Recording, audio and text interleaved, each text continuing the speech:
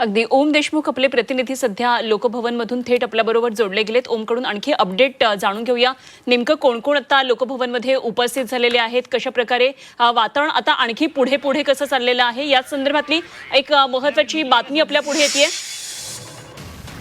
तर काही वेळामध्ये आता शपथविधीला सुरुवात होईल. तर राज्यपाल लोकभवनावर थोड्याच वेळात दाखल होणार आहेत आणि दुपारीच गांधीनगरहून राज्यपाल निघालेले आहेत.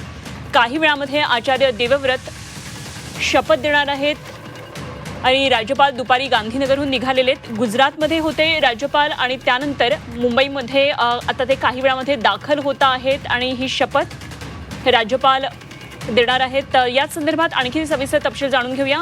ओम देशमुख आमचे प्रतिनिधी आपल्याबरोबर जोडले गेलेले आहेत. ओम, लोकभवनावर आता मान्यवर येऊ लागलेले आहेत. 5:30 वाजता ही नियोजित वेळ आहे आणि राज्यपाल सुद्धा आता काही वेळामध्ये दाखल होतील असं कळतंय. काय या संदर्भातले अपडेट येत आहेत? तिथेच जाणार आहे आम्ही. गुजरातमध्ये देखील होते, कारण त्यांच्यावर 2 राज्यांची जबाबदारी आहे. त्यामुळे त्याप्रमाणे ते गुजरात होते त्यांच्या नियमित कार्यक्रमासाठी.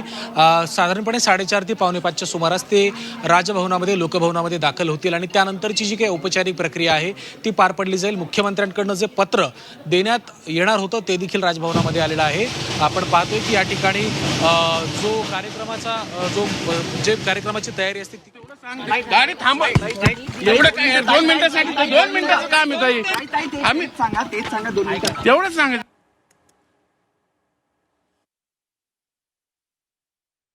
ते मंत्री आमदार हे सगळे आता हळूहळू यायला सुरुवात झाली आहे. आपण दृश्यांमध्ये पाहतोय की आता बाबासाहेब पाटील जे मंत्री आहेत ते देखील आलेले आहेत. आशा काकी आता पुण्याला चालले गाडीने आणि तिथून मी दिल्लीला. आला होता ताई बंगल्यावरती. तो त्याच्या आजी आजोबांना भेटायला. काय निमंत्रण नव्हतं? कसलं नाही, मला काही यातलं ताई माहिती नाही.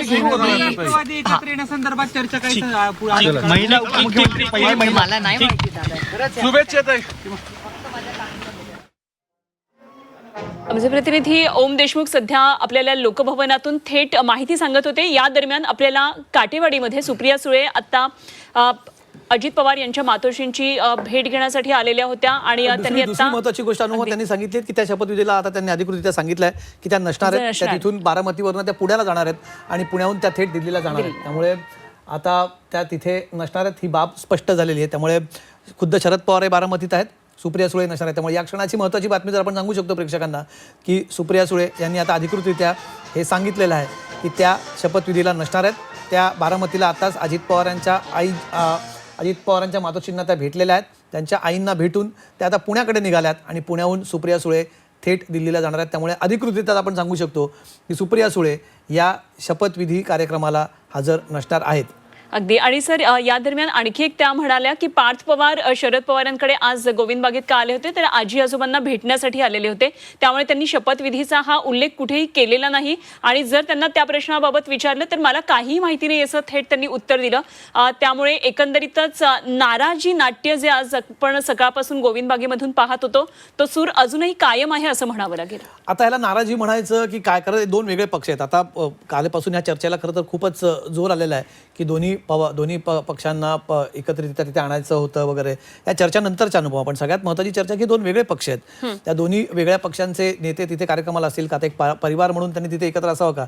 अजित पवारांचा शपथविधी झाला तेव्हा कुठे कोण होतं, तेव्हाही शरद पवार किंवा सुप्रिया सुळे त्या कार्यक्रमाला नव्हत्या तिथे. त्यामुळे आजच्या कार्यक्रमाला एका विशिष्ट परिस्थिती होत असला तरी सुद्धा 2 वेगळे पक्ष आहेत, 2 वेगळे पक्षांचे 2 वेगळे नेते आहेत. याही बाबीवर कुठेतरी विचार व्हावा. आपल्यासोबत काही पाहुणेही जोडले जातात, त्यांच्याकडे आपण जायला हवं.